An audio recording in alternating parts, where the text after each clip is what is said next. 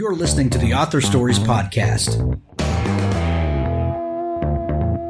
bringing you the story behind the stories and the storytellers.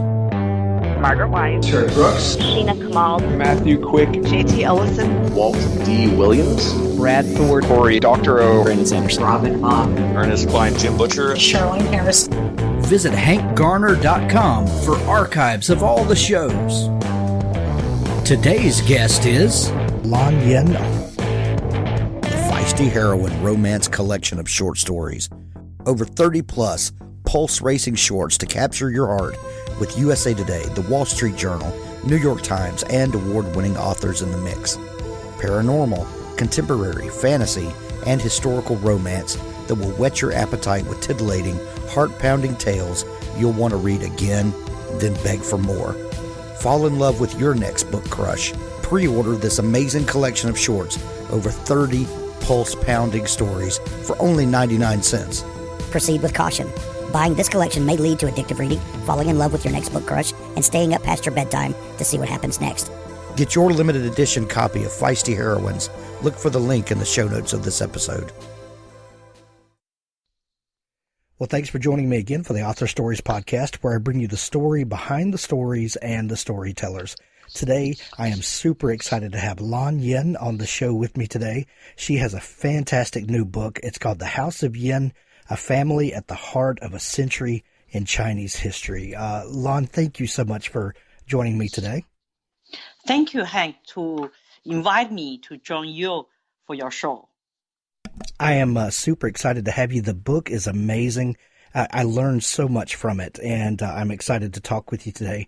But we begin each show always with the same question, and that question is, what is your first memory of wanting to be a writer or a storyteller? Well, it's back more than 20 years ago when I lived in France at that time. During from 91 to the end of the 90s.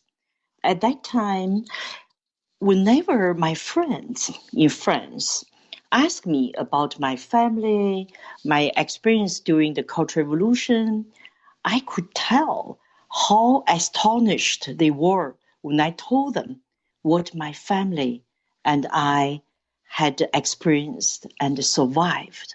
So I realized that not only foreign friends, but also the younger generation Chinese had very little concept of what happened in China during that period, Cultural Revolution, or period which preceded.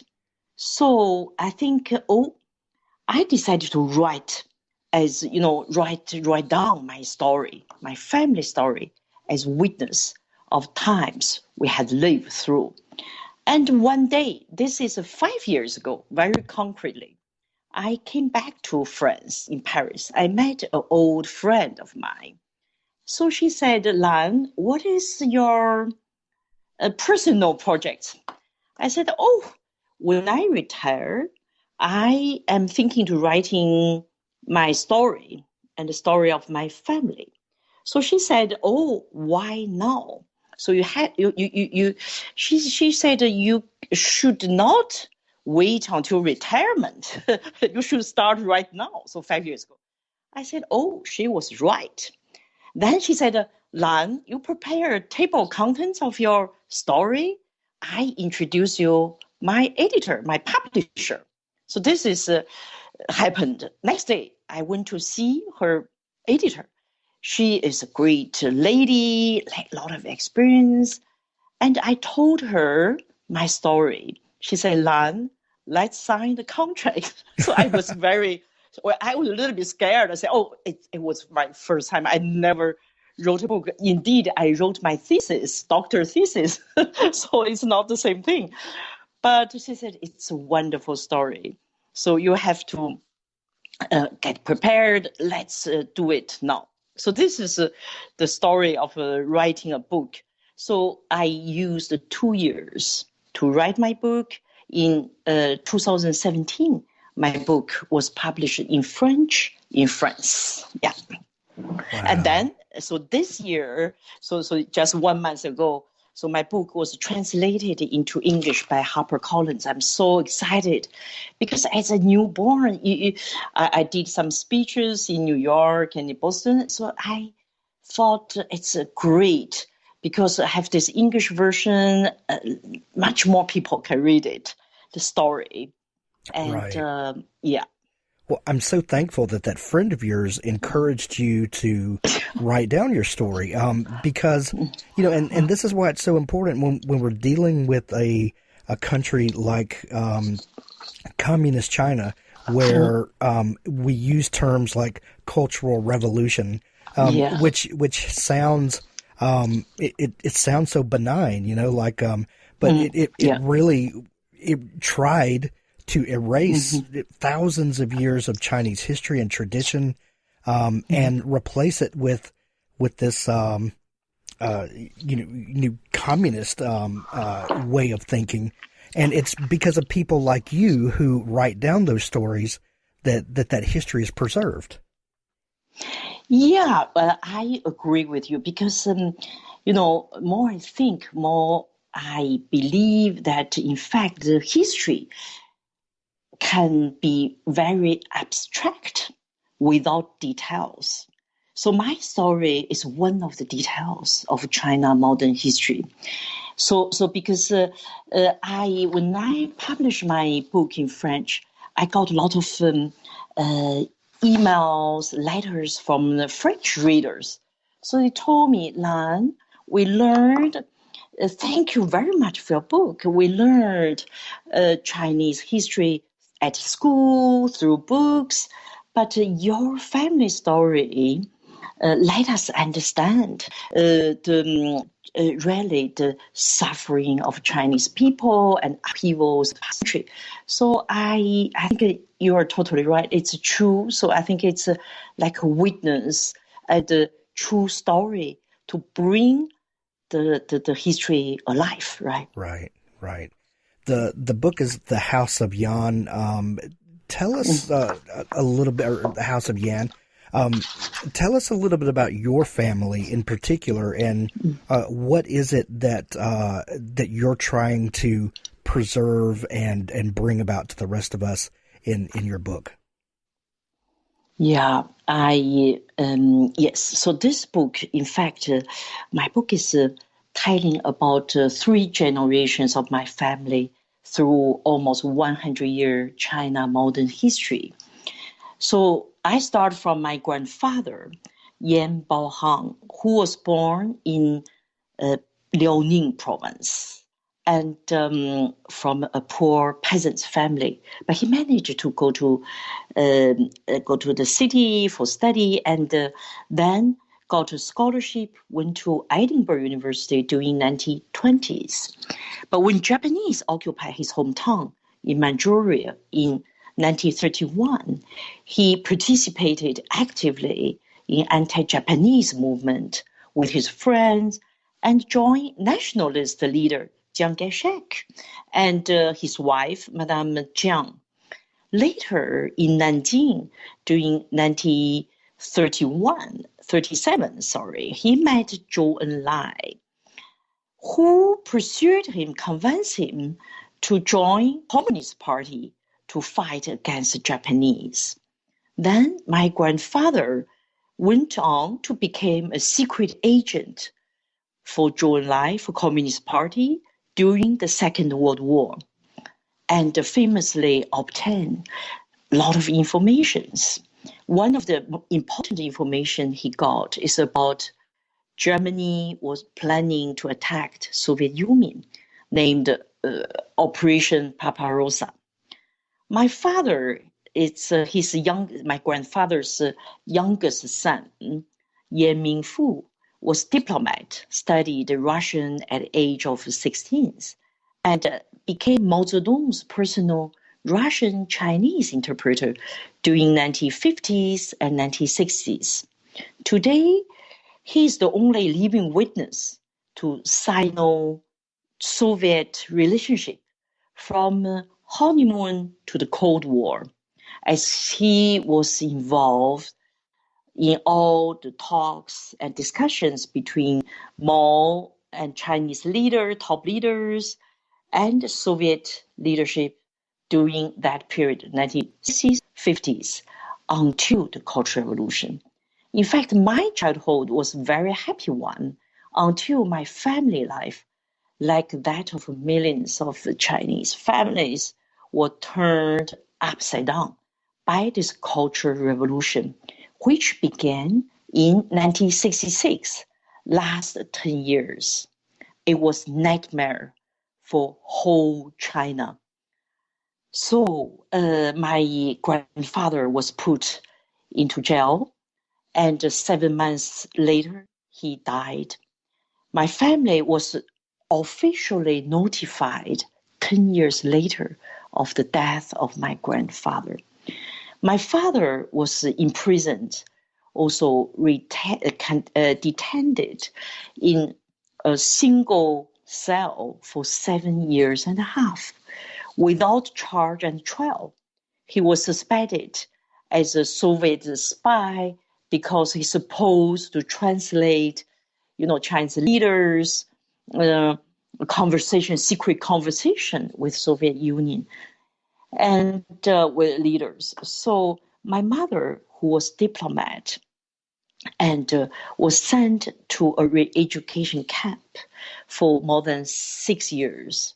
So I was alone in Beijing at 10 years old for 1 year and a half as an orphan. Before I going to join my mother in the countryside at her re-education camp. At that time with my mom, so we were in the countryside without knowing whether my father was died or alive. But my mother always told me to keep up hope for change. This episode was, for 10 years, disaster for China, during which millions of people died or persecuted. So it's a true nightmare for me, for my family, and for the entire country, I said. So this is the reason why I want to tell the story as a witness to never forget this darkness period of China, and to avoid that, so to draw the lesson from the history and to avoid the repetition of this nightmare in China. For those that are not familiar with the recent history of China, could you explain to us exactly what the Cultural Revolution was? Yeah. So in fact, the Cultural Revolution was launched by Mao Zedong. Started, as I said, 10 years, started in 1966. Mao Zedong, just 1 or 2 years before that period, started to get some suspect that the Chinese top leaders at that time, Liu Shaoqi was the chairman of China, and Deng Xiaoping, we know all these names, was also top leader of China. Mao Zedong suspected them to have ambition to replace him. So he said, okay, I need to launch a revolution or the movement, mass movement, and to against this all the anti-revolutionary people, all the revisionists, all the federalists around us. So the target was, of course, the top Chinese leaders, as he thought his opposition. So the Cultural Revolution started as a struggle of power, you see.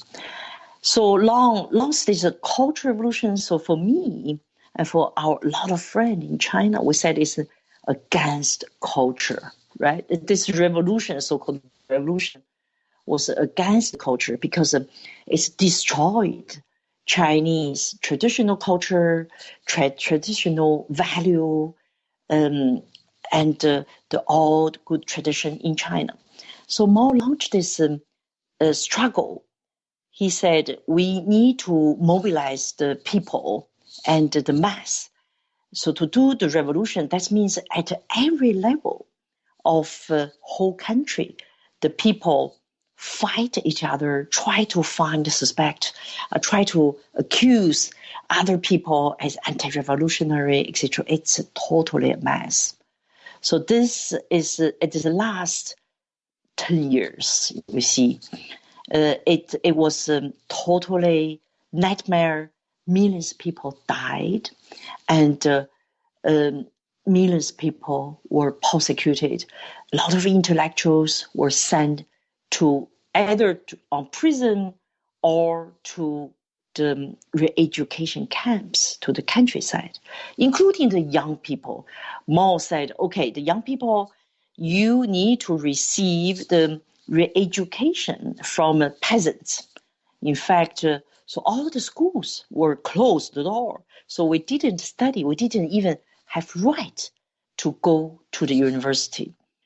So the young people work in the countryside, and the only people who could go to university during the Cultural Revolution or after, during the first 3 years, the university almost closed the door, and maybe started from 70s, university reopened, but the only soldiers, peasants, and workers who were, who could be recommended to go to university, but now study the true, knowledge about the science, about philosophy. It's to study, politics. So it's really the ridiculous period for Chinese, in Chinese history. Yeah.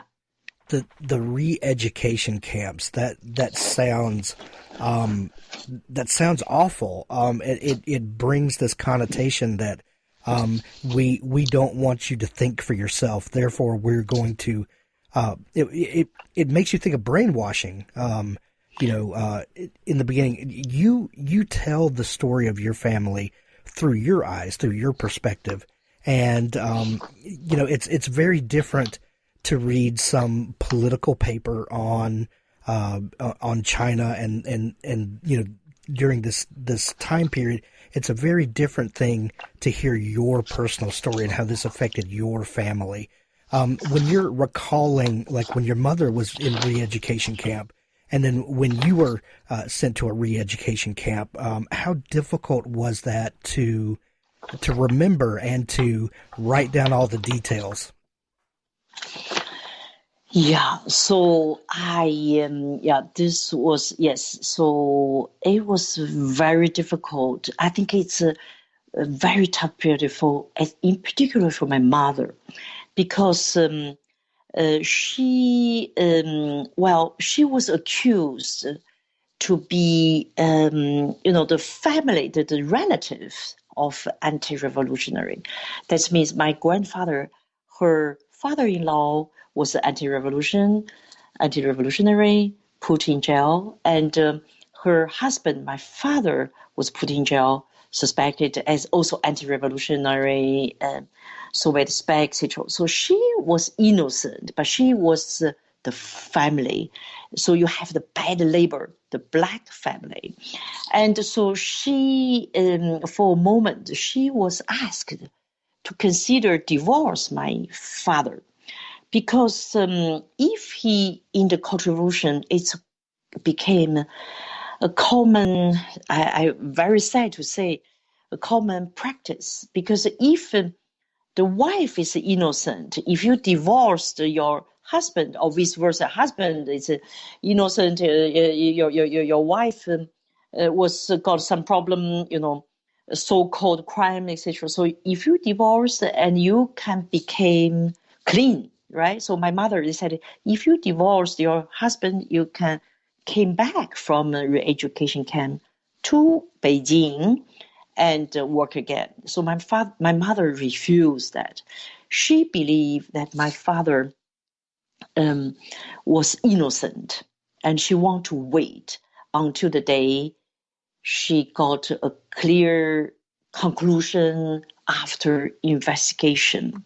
So she stayed very firm. She was for me, when I was young, I saw her. It's such a courage woman, a lot of resilience and a lot of courage. Very tough character.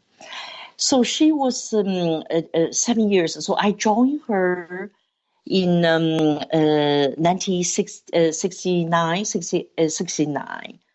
to Henan province. So she was there during the daytime. She worked hard physical work to make bricks.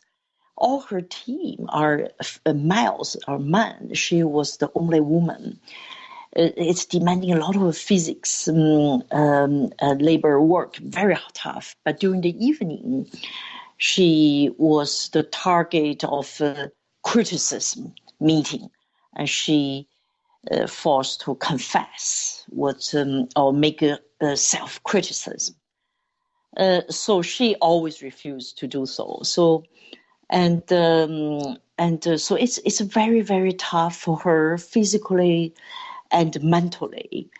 But only a good moment for us, for my mom and with me, is the weekend. So I went to join her. So all the children of this re-education school were put together. We lived in central of the village, the big town, and we could still go to school during the whole week. So that means it's a sort of a boarding school.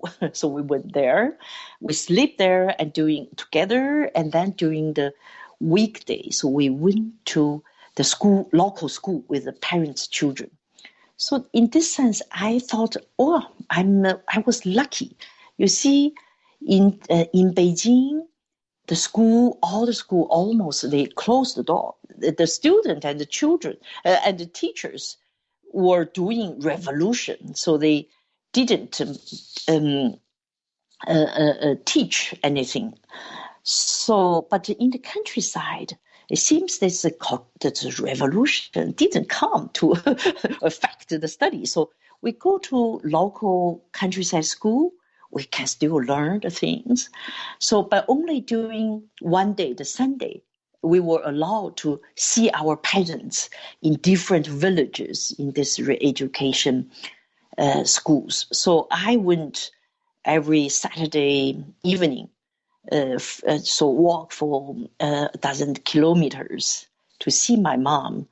And so the Sunday, sometimes she got a free time, so she always took me on a bike tour, go to in the countryside, and she told me, I still remember, she told me the classic stories, Chinese classics, European classics, French literature, and the Chinese classic poems, literature. So she created a sort of shutter, or sort of a bubble of for me to escape this hardship of our life there.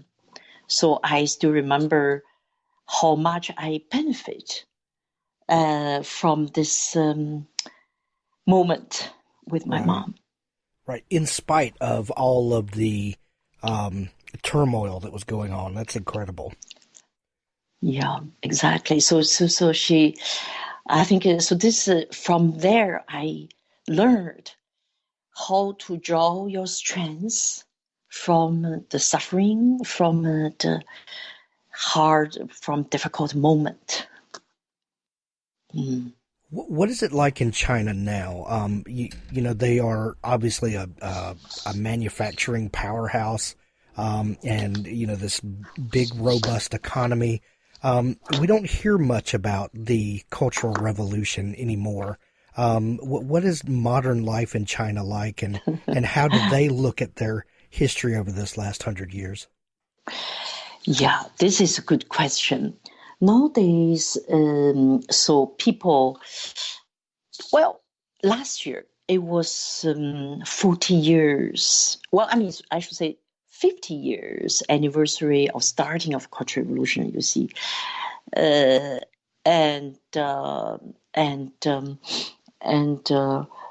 I'm sorry. So this is not last year. So it was, well, back a few years ago, because it started 66. And so anyway, so in China, it's interesting. When I ask the young people today whether or not they know the Cultural Revolution in China modern history, most of them didn't know well, didn't know so well. I was surprised to see, because first of all, I was told in the school education materials, they're not so much. Well, they have certainly few pages. They talk about Cultural Revolution, but not so many details and analysis, etc. So the young people didn't know that story. And today, so when I asked them, so whether or not their parents or their grandparents told them this story, they said no. You know, Hank, in China, there's a tradition. Well, I mean, most of parents don't like to tell their suffering and their painful experience to their children. They prefer to keep for themselves. They always encourage their children to look forward, to get a better life, to study hard, to change their life, right?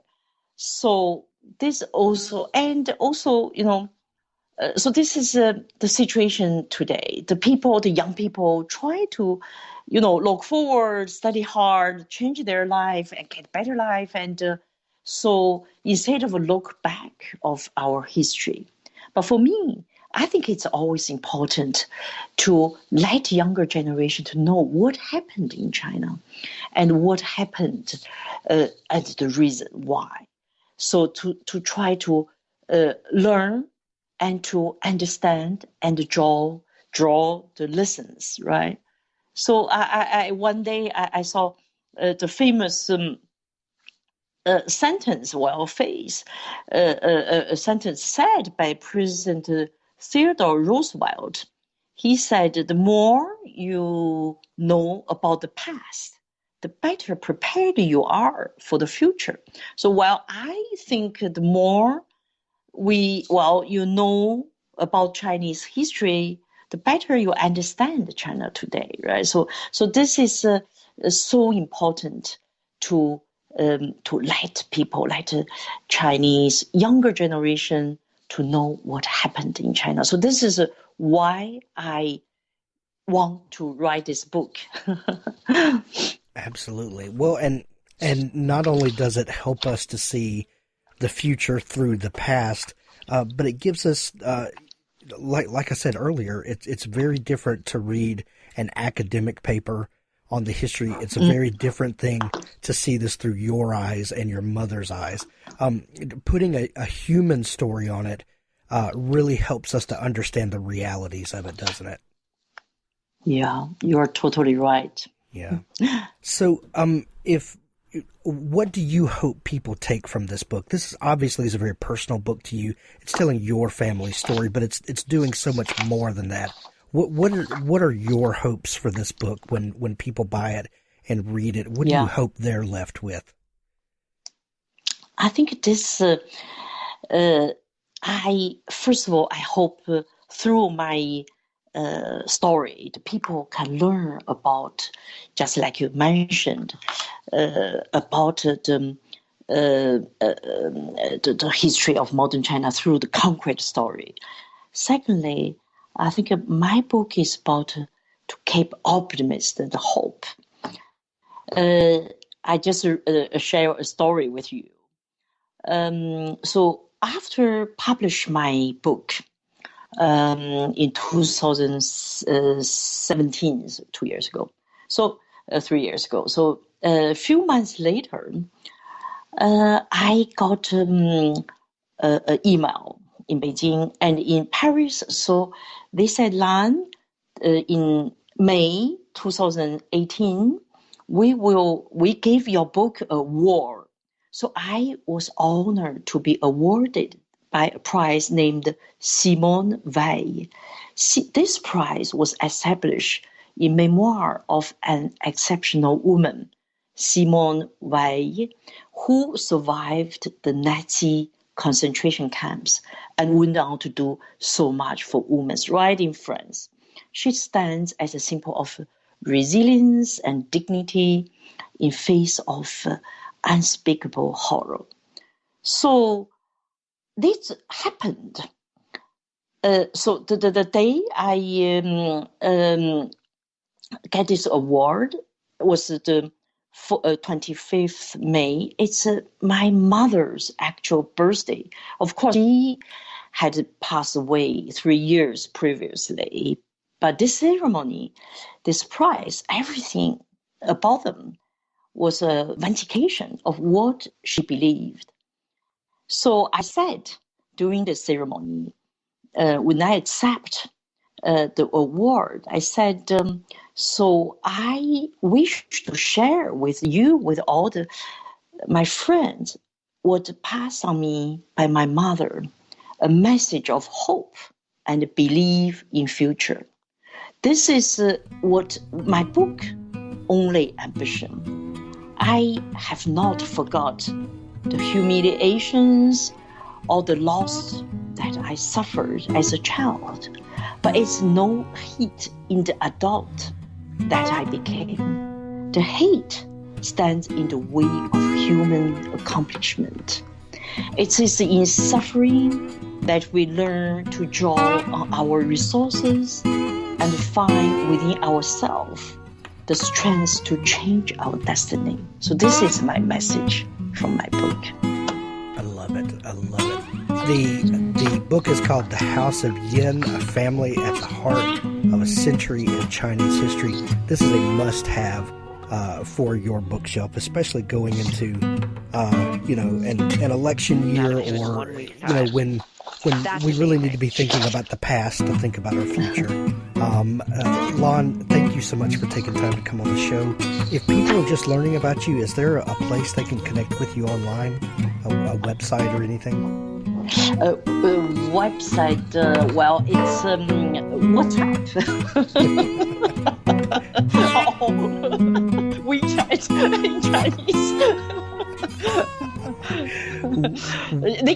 They can contact me through you. Great. You have all my absolutely emails, absolutely. Right? And we'll put links to the book in the show notes of this episode where everyone can buy their copy. And thank you so much. Thank you so much, Lan. And have a waiter bring him a martini, which he would down before he hit the... Stay tuned now for an audiobook excerpt from Richard Fox's The Ember War. The near future.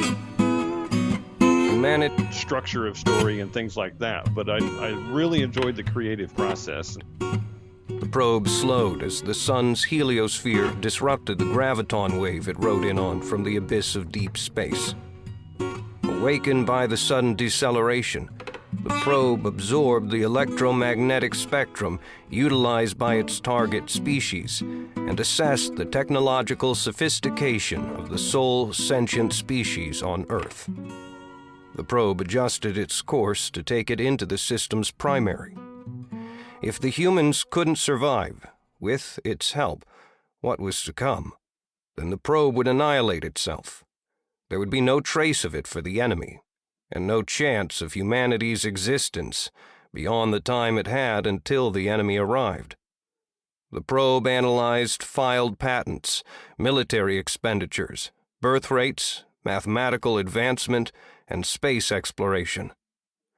The first assessment fell within the margin of error of survival and extinction for humanity.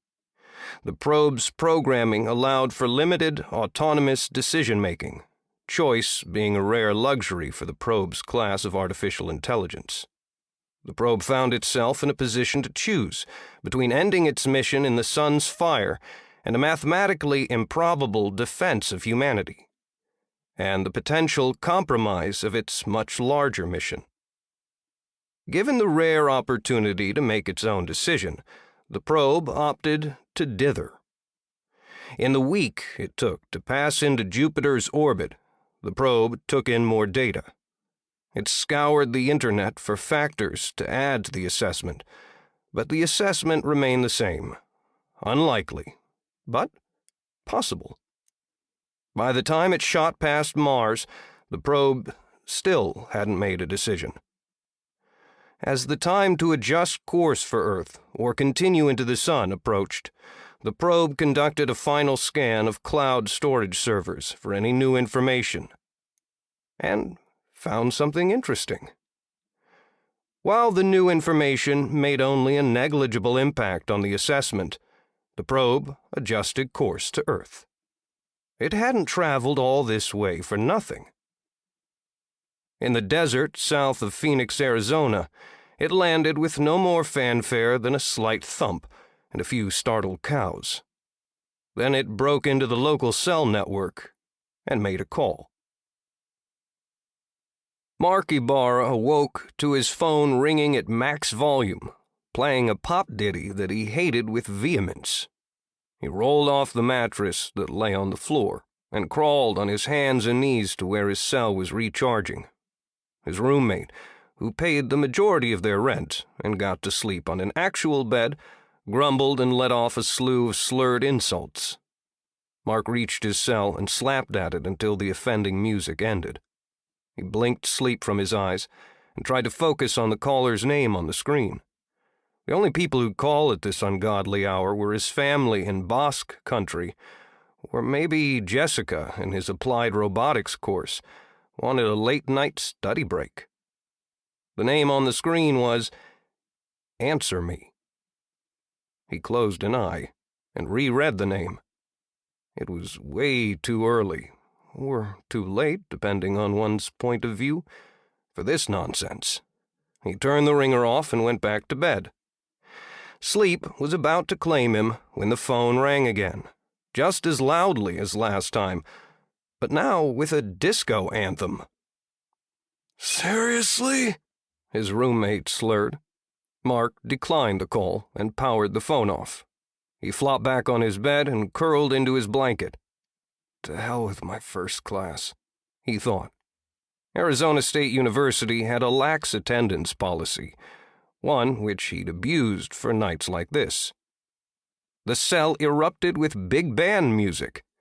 Mark took his head out from beneath the covers and looked at his phone like it was a thing possessed. The phone vibrated so hard that it practically danced a jig on the floor, and the screen flashed Answer Me over and over again as music blared. "Dude," said his roommate, now sitting up in his bed. Mark swiped the phone off the charging cord, and the music stopped. The caller's name undulated with a rainbow of colors, and an arrow appeared on the screen, pointing to the button he had to press to answer the call. When did I get this app? He thought. Mark sighed and left the bedroom, meandering into the hallway bathroom with the grace of a zombie. The battered mattress he slept on played hell with his back and left him stiff every morning. Dropping his boxers, he took a seat on the toilet and answered the call, determined to return this caller's civility with some interesting background noise. "What?" he murmured.